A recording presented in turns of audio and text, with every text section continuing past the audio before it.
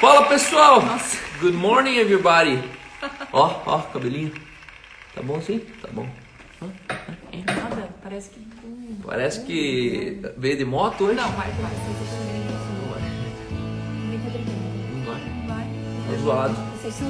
Zoado, cabeleirinho. Pessoal, sejam todos bem-vindos. Desculpa a demora. Good São morning. 11h20 da manhã. Mas na verdade foi bom, por um bom motivo. A gente estava lá na congregação. Estávamos na reunião de oração já cedo, já reunidos com a congregação. A gente todas as terças de manhã tem uma reunião às 8 com o criativo da igreja, às 9 com o nosso time da igreja e agora a gente está aqui. A gente tem um tempo de oração, uma devocional hoje, falando sobre o privilégio de apacentar o rebanho de Deus. E oramos por enfermos, oramos por amigos queridos que receberam diagnósticos não muito agradáveis. O nome dessa música é In Memoriam, do Gabriel Guedes. Gabriel Guedes, ele... In memória? In Memoriam. Ele gravou essa canção aí, é regravada, né? Essa canção, um clássico da música gospel brasileira. Não dá pra nem chamar de gospel, é um clássico do cristianismo brasileiro. E, pessoal, hoje eu tenho uma convidada muito especial aqui. Cadê? Que é a minha querida, excelentíssima esposa, e hoje é com ela. Mas eu estou muito grato a Deus por tudo que Ele está fazendo, por tantos testemunhos, por pessoas que Deus está colocando nessa live que são espetaculares, né? Eu me sinto igreja com muitas pessoas aqui sem nunca ter visto elas na vida. E é interessante porque Jesus falou o seguinte: aquele que ouve a minha voz, ela é minha ovelha. A minha ovelha ouve a minha voz. E eu tenho aprendido que pastorear as pessoas não é uma questão daquilo que a gente consegue ser, que elas enxergam, mas a voz que a gente consegue ser, que elas ouvem, né? Vocês devem ter visto o depoimento de uma irmã lá na Angola. E ela falou assim: eu nunca imaginava que eu era religiosa. E você me mostrou o quanto eu estava sendo religioso. E na verdade é para isso que Deus me levantou, né? Deus me levantou para colocar em ameaça o sistema da religião. Na verdade eu nunca vou vencer o sistema da religião, porque eu nunca nem sequer vou entrar nesse mérito ou nesse octógono da religião, né? Eu não me sujo com a religião, mas com certeza a religião ela é muito ameaçada pelo que eu falo, pelo que nós pregamos, pela igreja que nós construímos. E hoje eu estou fazendo uma igreja em Curitiba que não existe no mundo inteiro. Eu estou construindo uma igreja a partir daquilo que o Espírito Santo tem falado conosco. São 6 anos de jornada. E a Irene está perguntando: já me viram? Só pela rede social. São 6 anos de jornada onde a gente, com os erros e acertos, a gente vai percebendo o quanto a gente estava distante do que realmente a Bíblia chama de igreja. Igreja é congregação, congregação é pertencimento. Então, com certeza, estamos crescendo nisso. Temos os próximos 80, 90 anos para escrever nos livros o que realmente significa igreja. Então, sejam todos bem-vindos, pessoal. Sejam todos muito bem-vindos. Vai escrevendo de onde você está falando, vai escrevendo o que você está fazendo, vai testemunhando para a gente o que Deus está falando e fazendo na sua vida aí. Então, amanhã eu tenho aqui uma live com um convidado especial que é das nossas lives aqui. E é um cara que eu fui descobrir ontem que tem uma história incrível, maravilhosa. O nome dele é Sérgio Ponce. E o Ponce tem sido um cara assim que Deus tem colocado no meu caminho. Sou grato a Deus por encontrar homens como o Ponce. O Ponce, ele é de 1 ou 2 gerações antes de mim e com certeza ele vai ter muita coisa legítima para falar amanhã pra gente. Então amanhã eu vou estar com o Sérgio Ponce. Eros, meu irmão, tá falando do trampo de Campina Grande do Sul. A Bia, lá de Ribeirão Preto, cantora.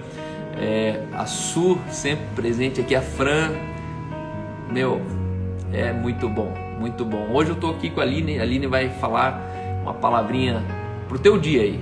É devocional, Bíblia na mesa, o evangelho sem agrotóxico, um evangelho que não precisa de defesa, um evangelho onde ele é a Bíblia pela Bíblia, onde nós cremos sim que existe um caminho mais excelente da revelação da Escritura. A Bíblia é um espírito E nós todos os dias, 11 horas da manhã, nós queremos revelar a voz do Espírito. Nós não estamos falando de um estudo bíblico, não é para você saber, é para você conhecer. Conhecer fala de coito, conhecer fala de você penetrar a verdade.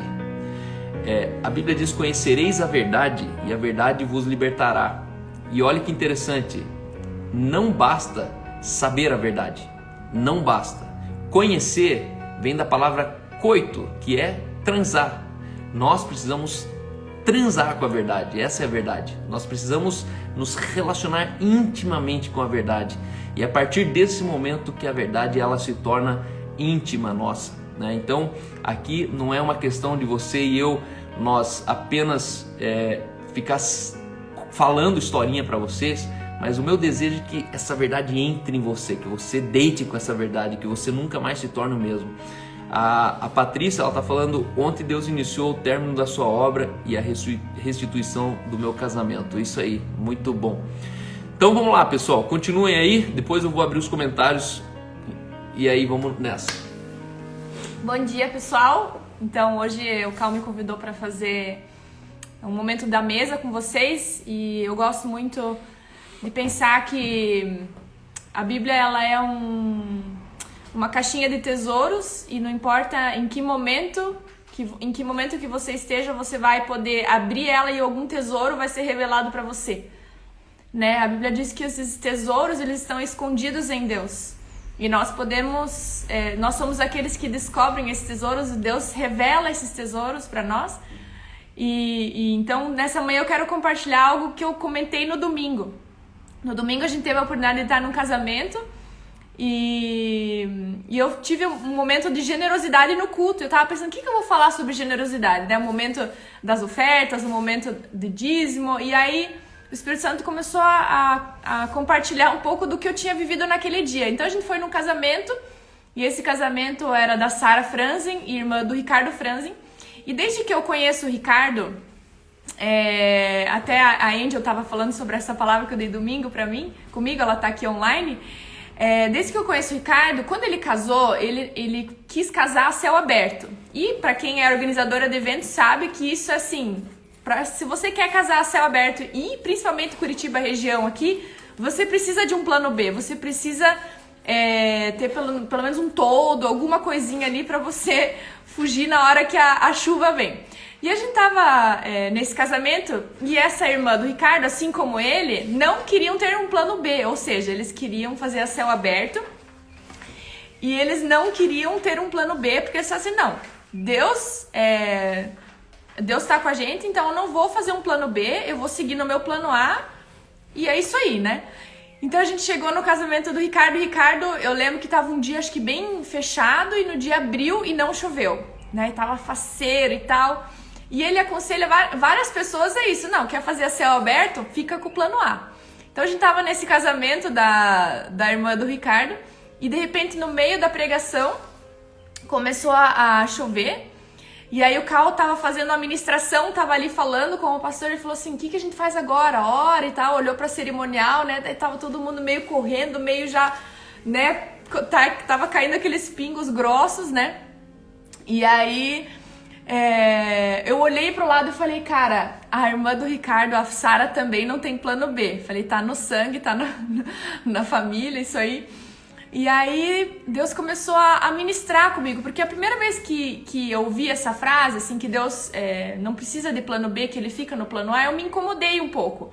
Porque eu achava assim, não, mas isso sei lá, falta de responsabilidade, né? Porque se você pode, se tem a condição, é só pegar o todo lá e tudo bem, né? Você não precisa, vamos dizer, tentar a Deus, né? Que é o que a gente comenta nas igrejas, já ouvi várias vezes em vários lugares. E aí Deus começou a ministrar para mim sobre esse plano A. E aí ele falou assim, olha Aline, o que acontece quando você permanece no plano A? Na verdade você está jogando a batata quente de volta para Deus. Ou seja, você está dizendo assim, Deus, o que é do meu controle, eu vou decidir. Mas o que é da sua parte, o tempo, se o clima vai ficar bom no meu casamento, se vai chover, se vai inundar, isso é a tua parte. Então, quando eu e você, nós temos um plano A e seguimos esse plano A, nós deixamos Deus fazer a parte dele.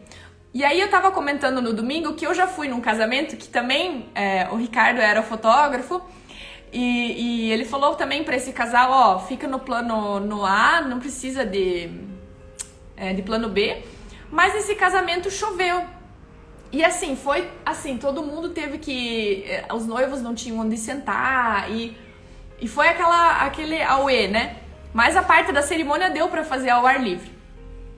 E aí o que Deus começou a falar comigo foi assim, quando nós aprendemos a ficar no plano A, a questão não é que a chuva, não é que a chuva vai te desanimar. A chuva, ela continua representando a parte de Deus na sua vida.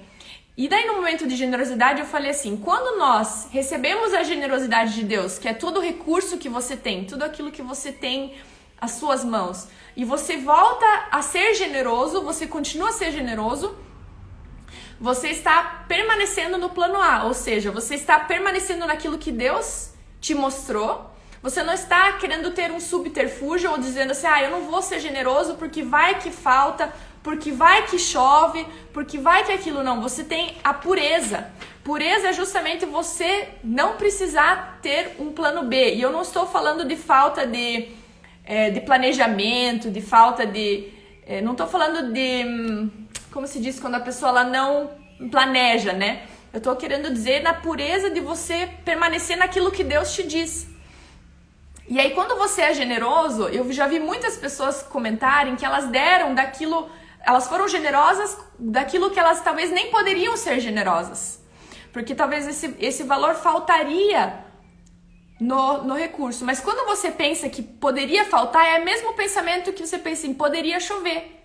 Mas daí você pensa assim, não, mas se chover, continua sendo Deus. E Deus vai me dar a capacidade de lidar com aquilo que é inserido no contexto da minha vida, com aquilo que acontece na minha vida. Para ilustrar um pouco melhor sobre isso, eu quero trazer aquele texto de Daniel e os seus amigos. Então, o que acontece? Daniel, lá no texto no livro de Daniel mesmo, eles chegaram para um reinado, eles já se destacaram porque eles resolveram não se contaminar com as coisas iguarias do rei, comeram só legumes. Não sei se vocês conhecem essa parte da história, mas eles já se destacaram desde o começo. E Daniel, quando Daniel ele interpreta o sonho do rei, do Nabucodonosor, ele é colocado numa posição de destaque. Ele é colocado numa posição de reinado. E aí ele pensa assim, não, já que Deus arregou minha vida, né, que ele deu a interpretação do sonho do Nabucodonosor, eu vou arregar meus amigos também, os meus amigos judeus que conheciam a Deus. E aí diz no capítulo 2, 49, a pedido de Daniel, constituiu o rei a Sadraque, Mesaque e Abednego sobre os negócios da província da Babilônia. Daniel, porém, permaneceu na corte do rei. Então, por causa do que Deus tinha feito na vida de Daniel, Daniel promove esses amigos e agora esses amigos eles se encontram num momento de conflito, num momento onde eles poderiam abrir mão do plano A da vida deles e talvez pensar num plano B. E o que aconteceu? O rei Nabucodonosor ele tinha feito uma estátua, vocês conhecem a história, e todos aqueles que não se prostrassem diante dessa estátua, eles estariam condenados a morrer, né? Eles estariam condenados à fornalha. E aí os amigos do rei chegaram e caguetaram a Sadraque, Mesaque e Abednego e falaram, olha, esses três aí que você colocou para governar, eles não se prostraram diante da estátua. Então, o resultado desse posicionamento deles deveria ser a fornalha. E o que eu gosto muito dessa história é a resposta que Sadraque, Mesaque e Abednego dão para o rei quando ele confronta eles. Então ele diz lá, Daniel 3, 16 a 30, vou achar aqui a parte específica, que o rei ele confronta. Então o rei Nabucodonosor se espantou e se levantou depressa e disse aos seus conselheiros. Ah não, tá aqui, blá blá blá blá blá.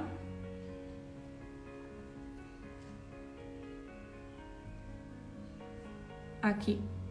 Responderam Sadraque, Mesaque e Abdenego ao rei: Ó Nabucodonosor, quanto a isso não necessitamos de te responder.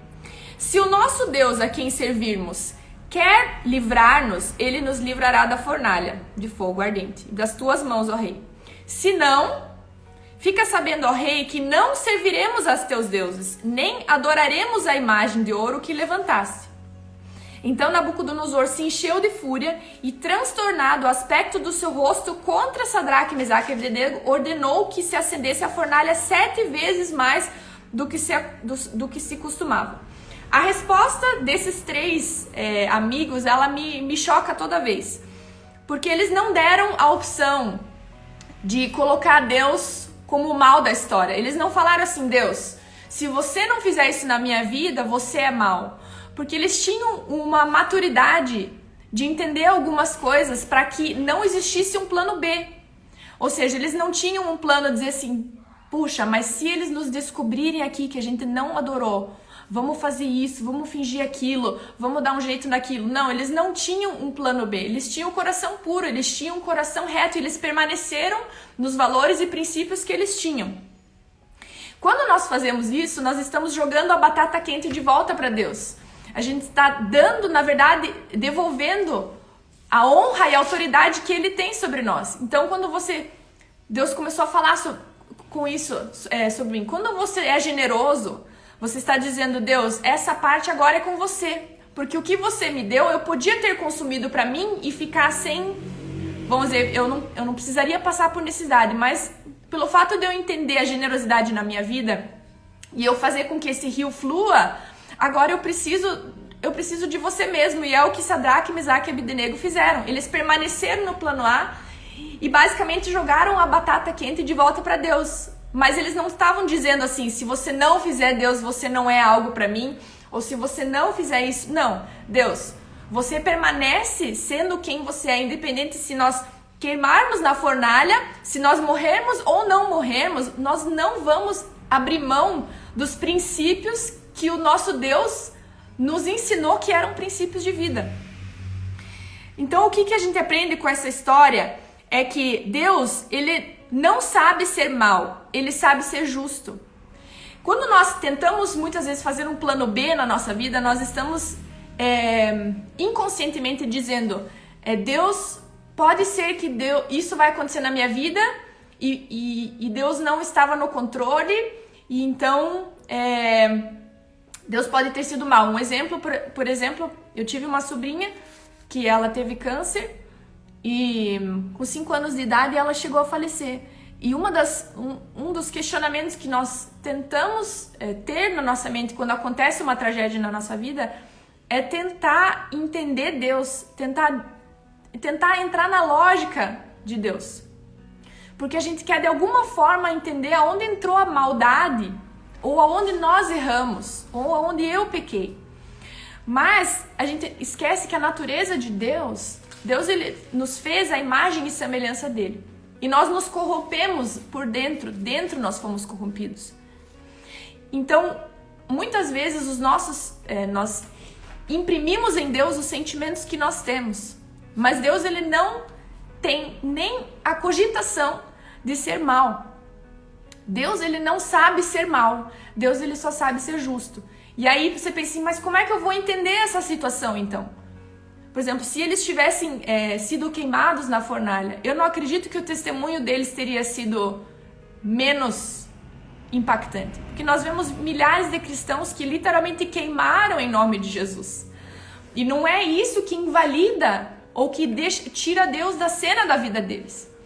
O que acontece? Quando eu e você, nós permanecemos no plano A, nós estamos incluindo, inclusive, possíveis catástrofes, possíveis problemas na nossa vida, mas nós estamos convidando Deus a ser participante deles. E Deus, Ele pode, na sua soberania, tanto que hoje eu compreendo que Deus chamou a minha sobrinha para perto dele, e isso na visão dele não é mal, porque Ele criou ela. Quando Deus, Ele chama alguém de volta para Ele, isso não é maldade, porque afinal Ele que gerou a vida, e a vida que Ele deu ainda, ela é eterna se você crer nele.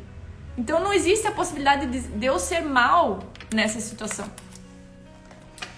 Deus, ele permanece... a cumplicidade do céu com você é no plano A. Eles decidiram não se contaminar. E mais uma vez, quando eles permaneceram sendo fiéis ao Deus que eles serviram, eles foram surpreendidos pelos próprios princípios que eles seguiram. Eles não disseram assim, porque eu sou fiel, agora Deus vai me livrar da fornalha.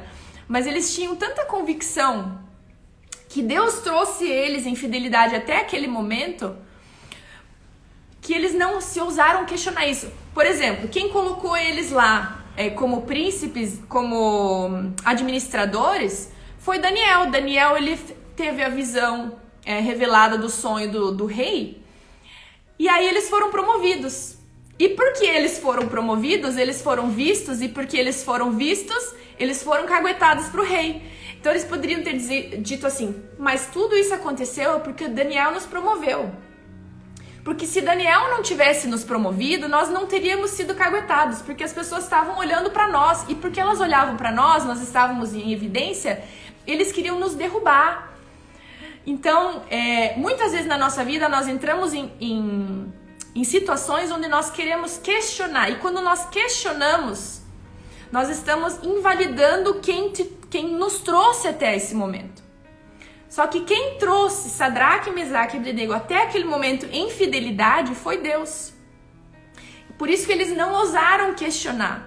Às vezes você chega numa situação difícil na sua vida, em vez de entender, agora Deus vai se fazer participante desse momento, você começa a questionar, aonde eu errei? Por que eu fui decidir aquilo? Por que eu não fiz aquilo? Só que na verdade é esse momento decisivo onde você precisa permanecer no plano A e continuar crendo que quem te conduziu até esse momento, inclusive sendo um momento de decisão de vida e morte, que às vezes na nossa vida não chega nem ser a esse ponto, mas você precisa entender quem te trouxe até aqui. E em 1 Samuel 7:12, Samuel diz assim, então tomou Samuel uma pedra e a pôs entre Mispa e Sem, e lhe clamou Ebenezer, e disse, ele fez um memorial e chamou esse lugar de Ebenezer, até aqui nos ajudou o Senhor. Então, quando nós permanecemos no plano A, quando nós temos as adversidades na vida, é um momento onde nós dizemos, espera aí, mas quem que me trouxe até aqui? Quem conduziu a minha vida até aqui? E é o momento de nós dizermos, espera aí, Ebenezer, até aqui nos ajudou o Senhor. Então, não é a partir daqui que ele não vai estar presente na minha vida. Tanto que eles são surpreendidos. E ali no texto diz que Nabucodonosor, ele se surpreende e fala assim, peraí, mas não foram 3 homens jogados na fornalha? Quem é esse quarto? Quem é esse quarto na fornalha? E aí você percebe que você passa a ser surpreendido por Deus. Porque você devolveu a Deus a autoridade de continuar conduzindo a sua vida. Permanecer no plano A na sua vida é você permanecer no nome que Deus deu para você. Peraí, Eline, o que você quer dizer com isso? Quando Daniel, Ananias, Misael e Azarias, que eram os nomes originais do povo judeu, chegaram a essa nova realidade, o eunuco responsável pela vida deles foi lá e trocou o nome deles. E Daniel, que era chamado Daniel, significava Deus é meu juiz. E o nome que foi trocado foi Senhor do Tesouro Confinado.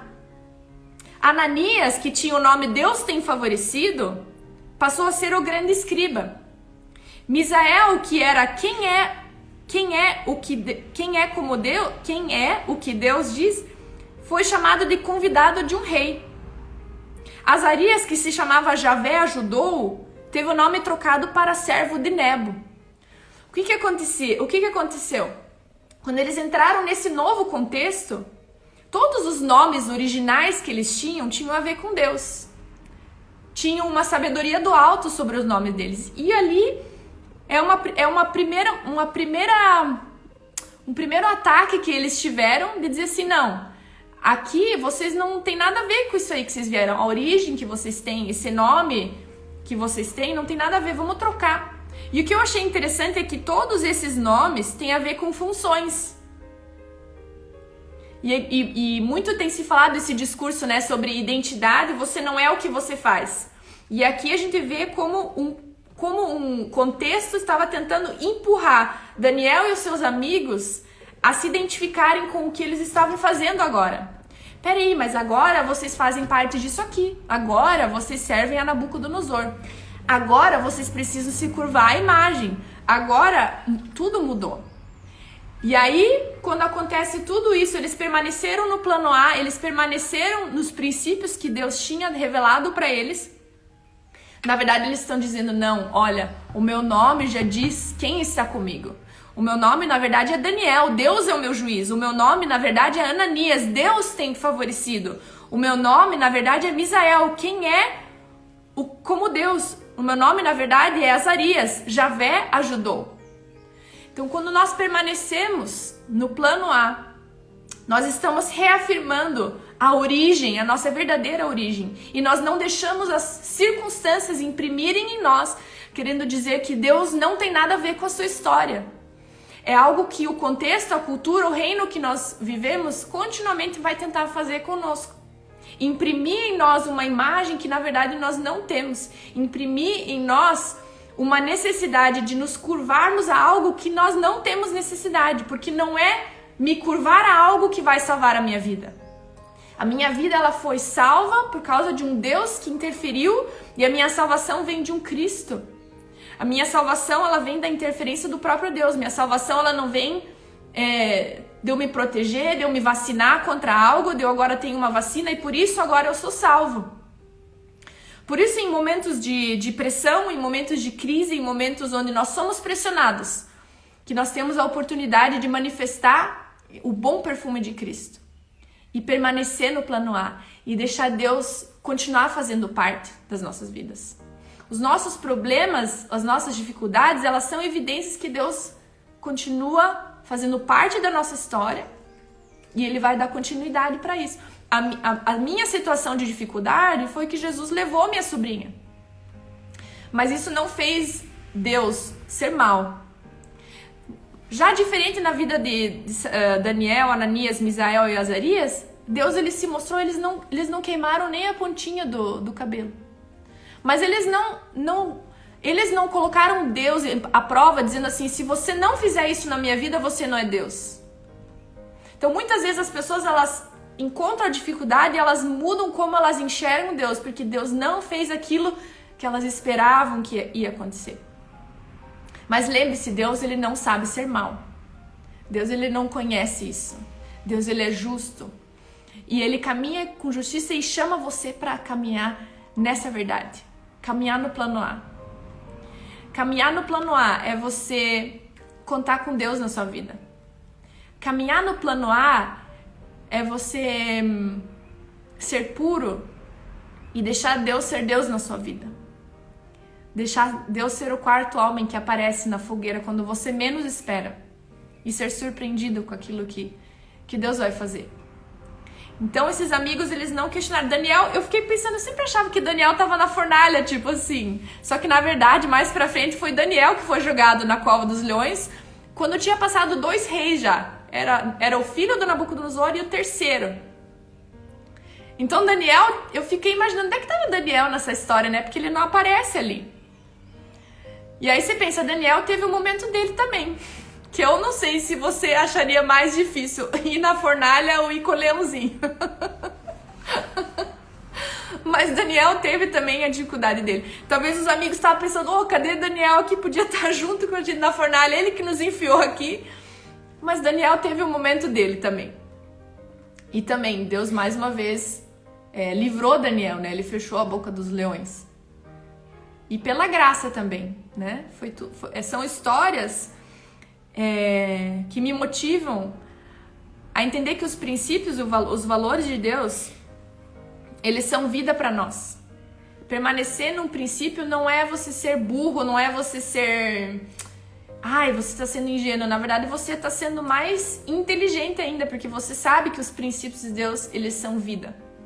Independente se a circunstância parece de morte, já foi marcada a arapuca, já esquentaram 7 vezes mais a fornalha. As pessoas, inclusive, que jogaram eles lá dentro, morreram queimadas de tão forte que estava. Mas o princípio, volte ao princípio e você achará a vida. Quando você está passando por alguma coisa na sua vida e você percebe sentimentos, momentos que você está... aquela velha história de achar que você está abandonando a fé e tal. Analise os princípios e veja que princípio que você não está se beneficiando, porque princípios são vida para nós. E quando eu estava passando por esse momento, depois que minha sobrinha faleceu, eu comecei a ter sentimentos, eu comecei a ter... Assim, 6 horas da tarde, eu me dava um desespero, uns sentimentos que eu nunca tive na vida, uma tristeza, pensava assim, pra que é minha vida? Minha vida não serve pra nada, pra que acordar amanhã? Sabe essas coisas que a gente escuta sempre, né? E Deus falou assim, Aline, não seja diagnosticada por um médico, não seja diagnosticada por alguém, vá para a palavra, ali você vai encontrar o que está acontecendo dentro de você. E quando eu voltei para os princípios, eu voltei para aquele texto sobre de tudo que você deve guardar, guarde o seu coração, porque dele fluem as fontes de água viva, né? Eu falei, então, peraí, Deus, então tem algo de errado com o meu coração. Onde eu deixei? E eu comecei a perguntar para o Espírito Santo. E depois de 6 meses de um período muito difícil, eu posso dizer que esses princípios voltaram ativa na minha vida. E eu, novamente, posso dizer que esses princípios, eles estão me mantendo no plano A. Então, eu não sei na tua vida onde você... está nesse momento, mas permaneça no plano A. Não questione a Deus, não questione o que te levou até lá. Enxergue que a fidelidade de Deus te trouxe até esse momento. E a partir dali, que discurso você vai ter? Você vai ter o discurso de Sadraque, Mesaque e Abednego? Que falaram, não, se o Deus que eu sirvo me livrar dessa fornalha, ele vai continuar sendo Deus, mas se ele não é isso que vai me fazer dobrar imagens. Porque eu não me dobro ou não a imagens para salvar a minha vida. Eu me dobro ou não a imagem porque eu conheço meu pai. Eu sei quem é meu pai. Então as nossas atitudes não são para salvar a vida. Eles não estavam querendo salvar a vida deles naquele momento. Toda a postura de Sadraque, Mesaque e Abednego para aquele momento era assim, vocês vão perder a sua vida. Mas no momento em que eles entenderam que é o princípio que vale, eles foram protegidos por um quarto homem na fornalha. Então convide esse Deus a continuar fazendo parte do teu discurso. Convide esse Deus a continuar sendo aquele soberano sobre a sua vida, que decide, que tem parte de decisão na sua vida. Eu lembro no momento da igreja no cinema, e eu e o Carl, a gente sempre falou isso, a gente falava assim, não importa a marca, Deus, quer levar a marca, quer... E a gente sempre falava isso, assim, a gente falava isso antes de acontecer qualquer problema na igreja no cinema. E teve um momento onde isso realmente aconteceu, eu falei, Deus, agora é tipo assim, quer fechar, quer... Porque a gente não sabia mais o que fazer. A gente entrou numa crise onde a gente pensava assim, então é isso, Deus, acho que talvez vai... Mas Deus, é com você. Quer acabar com esse negócio? Porque igreja não se acaba, né? O que poderia acabar é uma logo, o que poderia acabar é um movimento, não vai mais ser no cinema. E no nosso sabático foi um momento exatamente assim, falou, Deus, você quer enterrar esse negócio, a gente continua com você. Você quer fazer um negócio da boa, quer continuar abençoando vidas? Estamos com você. Então, muitas vezes, o que acontece? Nós nos identificamos com a marca. Nós deixamos que a marca de alguma coisa, a sua empresa, a sua igreja, ela se torna você. E aí você não é mais você, você é o que você faz, que é o que a gente sempre diz. E é o que tentaram fazer com esses 4 jovens. Você é agora um senhor de um tesouro, você é agora um escriba, você é um grande escriba. Você não é mais Ananias, você é um grande escriba. Você não é mais Misael, você é um convidado de um rei. Então, quando nós nos colamos a uma marca, quando nós deixamos nos associar de uma maneira com coisas da terra, que a gente se associa a tal ponto que a gente não consegue mais se desassociar, porque nós deixamos isso se misturar com a nossa essência. Mas você não é a logo da sua empresa. Você não é o sucesso de algo, né? Porque se for ver a história deles, seria assim, que insucesso, né? Os caras foram promovidos, os caras estavam sobre coisas muito importantes. Olha o jeito que ia terminar a vida deles. Só que os princípios e valores do alto fazem com que você permaneça no plano A, e esse é a retidão, a integridade, a pureza que Deus tem pra você. Então, quando nós falamos assim, Deus, pode levar a logo, pode... E aí, o Cal sempre comenta que a igreja, no cinema, né, a igreja que nós fazemos parte, ela nasceu agora em janeiro. E nós já temos 6 anos, né, de existência. Mas a gente chegou no momento decisivo. No momento onde a gente se desassociou a logo, onde a gente se desassocia ao reinado que eles estavam aqui, no reinado de Nabucodonosor. Eles se desassociaram. Eles falaram, não, a gente não tem nada a ver com isso aqui. Quem interfere na minha vida é alguém que vocês não enxergam. E o resultado disso foi que o rei se espantou, se levantou depressa e disse aos seus conselheiros, né, não somos 3 homens? E aí ele disse que todo mundo deveria servir a esse Deus. Ele disse, bendito seja o Deus de Sadraque, Mesaque e Abdenego, que enviou o seu anjo e livrou os seus servos que confiaram nele, pois não quiseram cumprir a palavra do rei. Imagina, o rei dizendo tipo assim, eles não quiseram cumprir a palavra do rei, preferindo entregar seu corpo a servirem e adorarem a qualquer outro Deus, senão ao seu Deus.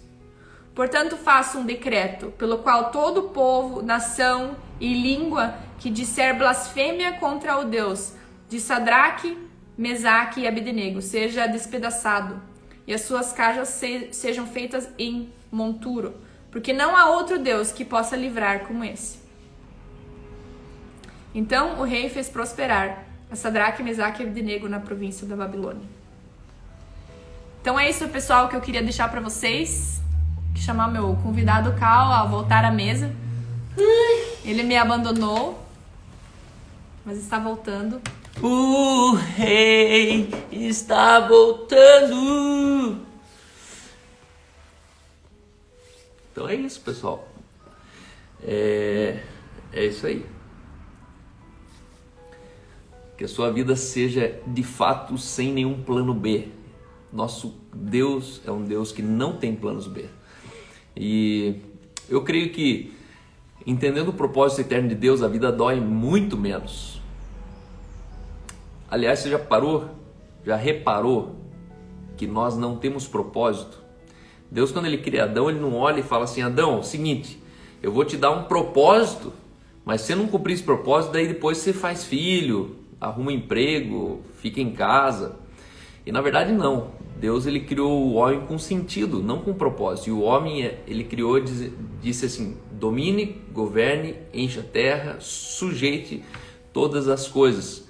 Então, entenda que você foi chamado de fato para viver um plano perfeito, para viver um plano original. Você tem um sentido de vida, de existência. Tua vida é muito mais... Na verdade, assim, tua vida é muito mais fazendo muito menos. Às vezes a gente pensa que não tem sentido em a gente comprar, vender, cozinhar, acordar, varrer, passar. Já percebeu que as pessoas falam assim, e aí, você trabalha? Não, só meu marido, eu fico em casa. Só que na verdade ficar em casa é um grande trabalho, né? Viver é um grande trabalho. Cultivar uma vida, cortar teu cabelo, fazer tua barba é um grande trabalho. E nós muitas vezes queremos fazer coisas extraordinárias, desprezando o que é tão ordinário. Viver a vida é o próprio sentido da vida. Por isso que Deus ele cria pro ser humano um sentido. Domine, cresça, se multiplique, sujeite a terra. E eu creio que Deus tem um propósito eterno para esse tempo. Deus tem um propósito eterno para a nossa geração. Deus tem um propósito eterno para você, para mim. E nós precisamos entender qual é a minha missão nesse propósito. Porque eu existo para esse tempo. Onde Jesus ele me quer dentro dessa embarcação. E eu digo para você hoje, encontre um lugar na embarcação. Tem um lugar certo para a pessoa certa, tendo o resultado certo. Se você é a pessoa certa, encontrar na vida o lugar certo, o resultado é certo. Você pode ser a pessoa mais certa do mundo, se você estiver no lugar errado, sua vida é um prejuízo. E você sempre vai achar, mas Cal, eu faço tudo certo e não sei porque dá tudo errado. Porque é impossível você ser a pessoa certa no lugar errado, trazendo o resultado certo. Você ser a pessoa certa no lugar errado é um prejuízo, é um desperdício.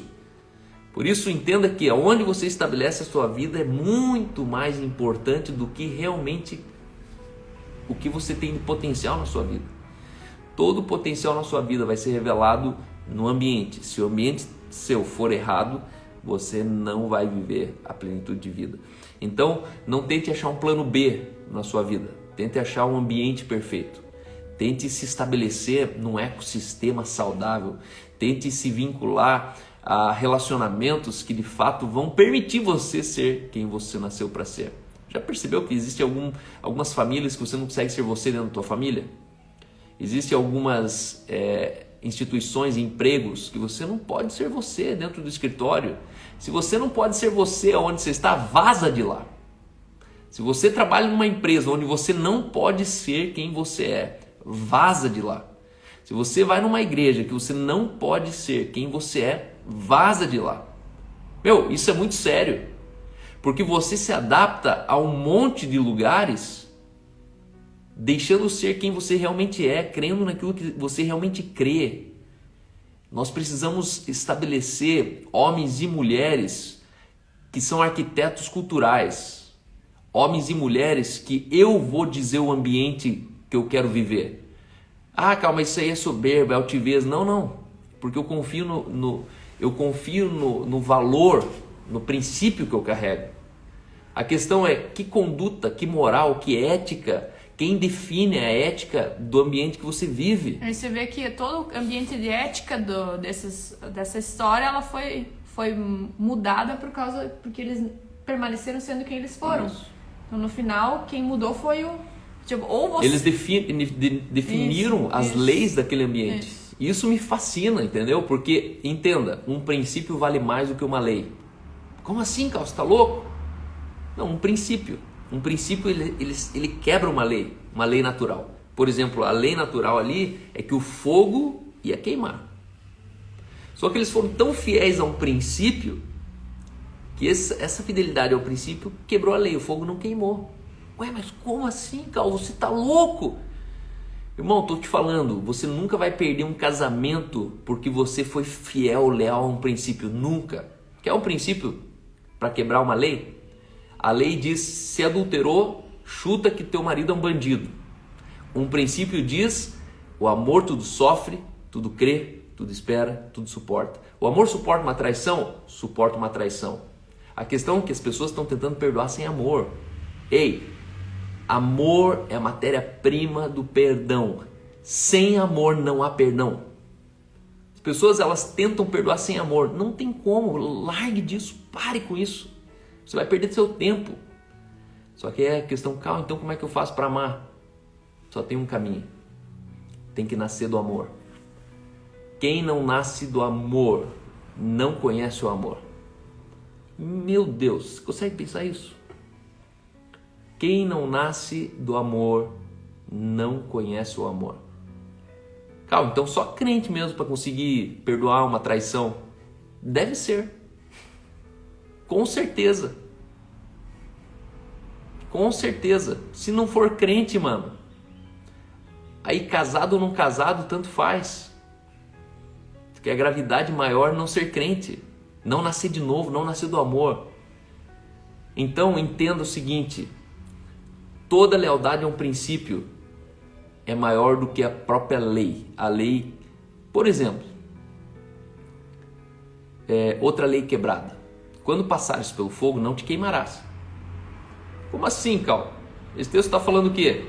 Que se for preciso, Deus vai te conservar dentro do fogo e o fogo não vai te queimar se você for leal a um princípio. Isso significa, quando Pedro está em cima do barco, olha Jesus e fala: meu Deus, é um fantasma. E Jesus fala: calma, amigos, sou eu. E aí ele duvida de Jesus. E Jesus, ele dá uma prova real, fala: não, então vem aqui, me toca. E naquela hora ele desce da água e a lealdade a um princípio quebra uma lei, a lei da água. É impossível você andar em cima da água, é impossível você andar em cima da água. Mas como que alguém conseguiu andar na água? É impossível um mar se abrir, exterminar um exército que estava perseguindo um povo inocente. Só que entenda, a fidelidade, a lealdade de Moisés fez um princípio da natureza ser quebrado. Ninguém atravessa o mar. Em toda palavra que sai da boca de Deus, ela não cai porque ela vira um princípio. Então o princípio ele se torna um caminho, o princípio ele é uma rocha. E por isso que quando Deus fala, ele fala certeiro. Quando Deus ele declara, quando ele diz, isso é vida para você, não é porque ele acordou e pensou assim, eu acho que isso é bom para ele. Não, ele está dizendo assim, isso é um caminho, isso é algo que vai sustentar você. Então, decida firmemente não se contaminar. A verdadeira religião, ela consiste em atender o órfão, a viúva, o estrangeiro nas suas tribulações, mais guardar-se incontaminado com o mundo. Ei, se a sua vida é contaminada, você está fora. Se o mundo te contamina, você é beta, você não é alfa.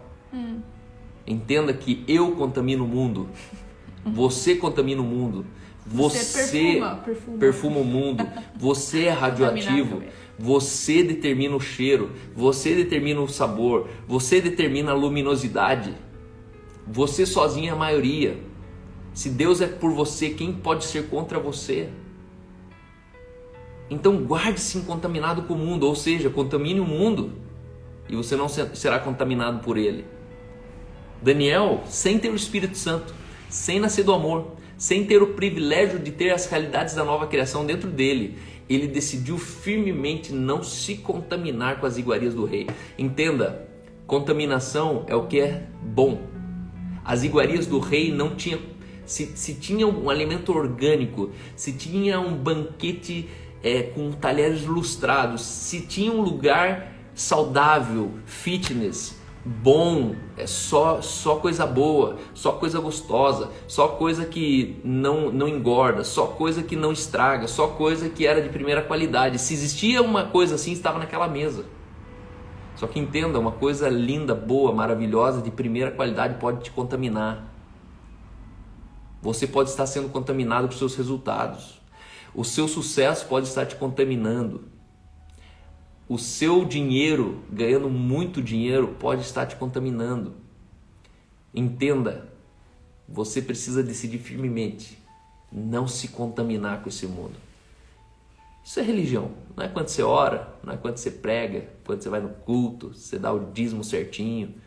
Irmão, eu e você, a gente precisa ser mais radical no princípio e começar vendo princípio quebrando lógica natural. A pessoa vai falar, mas como? Até o fato deles comerem só legumes, ele falou assim, não, só legumes eles vão ficar com a aparência ruim e o rei vai ficar bravo e tal. E foi ao contrário, né? Eles comeram legumes e o rei falou, nossa, esses são os mais inteligentes, são os mais bonitos. Tipo, mais uma vez uma lógica quebrada na cabeça deles, quebrada, né? E eles foram chamados aí a ser próximos do rei por causa disso. Então é isso, meus irmãos. Deus abençoe vocês. Alegria da comunhão. Bom demais estar aqui com vocês. Tenham um bom almoço. Amanhã a gente vai estar aqui. Eu acho que o Ponce está aqui com a gente. E Ponce, eu conto com você amanhã, meu irmão, Você vai definir a pauta da próxima manhã, seja com a Bíblia na mesa, seja como Jesus entrou na história. Mas eu estou muito curioso. Primeiro, estou muito ansioso para receber o Sérgio Ponce, vindo lá de Niterói aqui para Curitiba, só para conhecer a gente. Na verdade, não é só, né? A gente está falando de uma reforma nacional, a gente está falando daqueles que se dispõem e resplandecem, porque já é amanhã nesse país. Eu creio numa mudança radical. Eu creio que, como o meu pai um dia disse, nunca na história teve tanta revelação da palavra quanto na tua geração, meu filho. E a partir disso, eu fui macho de falar, se meu pai falou isso, é porque é avivamento. Para o meu pai, um cara que leu mais de 5.000 livros, conseguir chegar nessa conclusão, é porque algo muito grandioso está acontecendo. E eu tenho encontrado homens como o Sérgio no caminho, que não se curvaram, homens que não sentaram no banquete, homens que entenderam que eu não preciso, né? Nós não precisamos de absolutamente nada que o Senhor não nos tenha já nos dado. Graça é você entender que nada do que não é vai ser, e nada do que já é ainda não é. Graça é entender que não existe passado, presente e futuro. É a plenitude dos tempos, ou seja, é o passado, presente e o futuro se beijando. Isso é viver a graça de Jesus. É você caminhar naquilo que já é, mesmo que ainda não viu. Então, eu desejo para vocês que vocês caminhem nesse lugar de certeza, nesse lugar de verdade, nesse lugar de revelação, nesse lugar onde... Mano, pode vir rei, faraó, pode vir Dilma, pode ser Lula, pode ser Bolsonaro, pode ser o prefeito da sua cidade, pode ser o pastor da sua convenção, pode ser a tiazinha do coque rodopiando, falando que TV e futebol é do diabo. Mano, um princípio é o lugar mais seguro do mundo. Você nunca vai perder a razão defendendo um princípio. Nunca. Defendendo não. Você nunca vai perder a razão posicionado no princípio. O tempo é o Senhor da razão e Ele sempre vai voltar para contar quem estava errado. E só vai permanecer certo quem permaneceu no princípio. Um princípio não tem como o tempo voltar falando que o cara estava num princípio e se deu mal. Não tem como. Princípio é lei maior. Princípio é o lugar que você fala, se Ele disse, assim é. Porque Ele disse, assim é. E o princípio é toda a palavra que sai da boca de Deus. Isso é um princípio. Toda a palavra. Deus, Ele não dá opinião. Deus, Ele não dá palpite. Deus, Ele não dá dica. Eu acho que... Deus, você nunca vai ouvir uma coisa dele que Ele vai falar assim, então, é que naquele tempo... Não. A minha palavra é ontem. Naquele tempo. A minha palavra é hoje. Não, é porque naquele tempo eu pensava assim. E a minha palavra é para sempre. Não caduca. Vamos orar, pessoal? Quero orar por vocês. Dona Jerusa aqui mandou o nome da Maria Tereza, que está com um diagnóstico sério. Vamos orar. Pai, obrigado por essa manhã. Obrigado pela vida, pela palavra da Aline, Pai, pela vida da Aline especialmente. Espírito Santo, nós declaramos que não há plano B para aqueles que estão justificados, aqueles que entraram nesse lugar de eternidade, Pai. Obrigado, Senhor, porque todas as coisas cooperam para o bem daqueles que amam a Deus e caminham segundo o seu propósito. Por isso eu oro, Senhor, para que haja redenção junto ao propósito eterno de Deus na vida de cada um. Pai, que cada um se curve ao Senhor, que cada um se convença do Senhor, dos teus princípios, Pai, e que todos os dias, Pai, as leis, inclusive da natureza, sejam quebradas para que o princípio seja proclamado e revelado a esse mundo, Pai. Deus, a tua palavra é soberana. As coisas que não existem, elas são maiores do que as que se veem. Pela fé entendemos que o universo foi formado pela tua palavra e as coisas que se veem vieram do que não se vê. Por isso Deus nos leva a permanecer nesse lugar que não se vê. Deus nos leva a caminhar segundo ao que está escrito e não segundo ao que nós podemos ver. Em nome de Jesus. Amém. Amém. Deus abençoe vocês. Tem 1 minuto, 30 segundos, está acabando. E amanhã eu creio que o Sérgio estará com a gente. Na quinta-feira, pastor Léo Pimpão, da INC de Blumenau.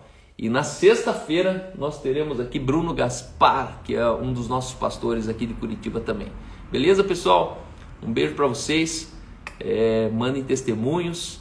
Eu também vou postar os testemunhos lá no nosso Telegram. Vai acabar? Obrigado, Su. Pastor, pode dar uma entrevista pro meu canal do YouTube? Posso. Sou cristã, 6 anos aprendi, tive que reaprender que me ensinaram errado. Então, bem-vindo ao time. Estamos juntos nessa reconstrução. Estamos juntos nos atualizando para esse tempo tão especial.